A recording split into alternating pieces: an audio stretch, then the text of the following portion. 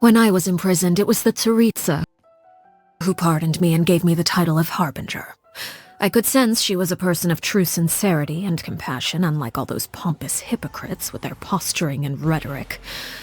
Yet, it's difficult to say whether her compassion alone is enough to melt the ice and snow that permeates her land. All I can say is this. If we are forced to be at odds one day, I will raise my weapon against her without hesitation. Because that is the greatest level of respect I am able to bestow. He is very powerful, and that power comes with a high level of responsibility.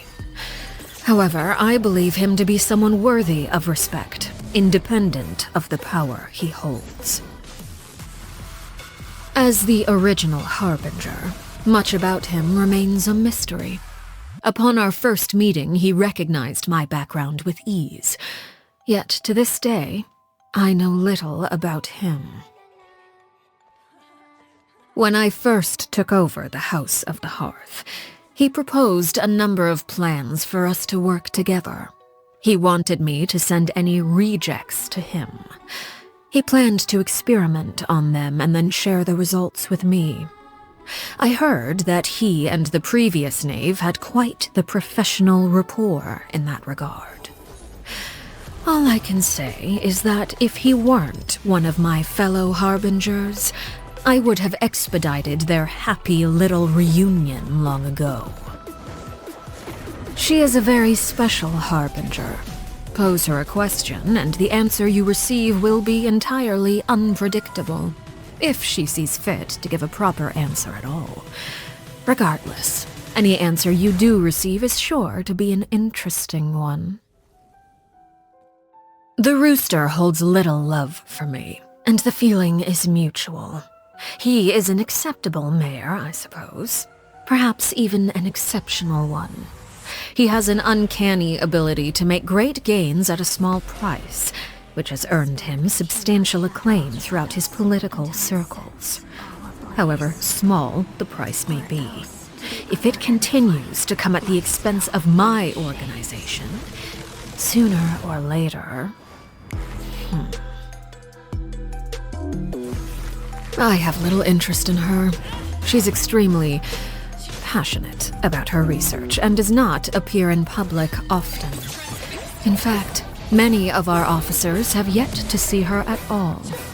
Compared to, let's say, someone who would go so far as to create segments of themselves to better wander across the land, I suppose you could say she is at the other end of the extreme.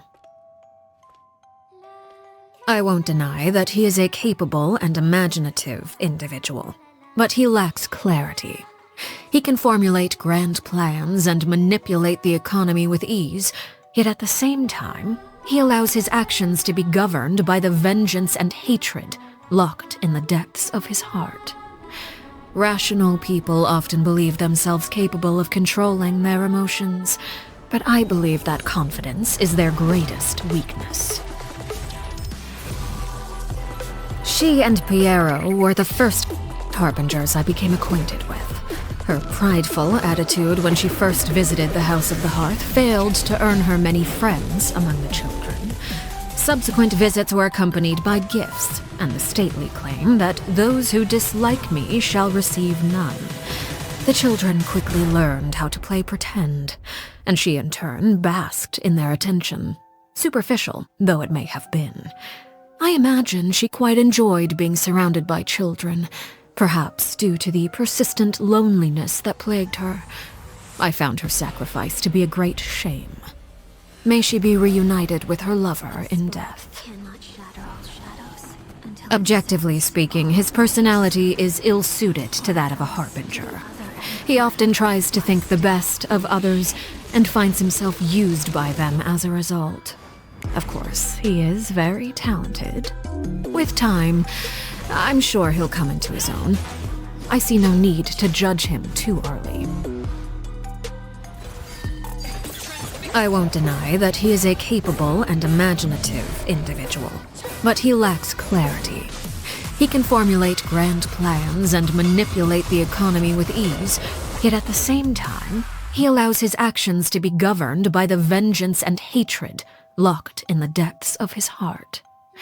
Rational people often believe themselves capable of controlling their emotions, but I believe that confidence is their greatest weakness.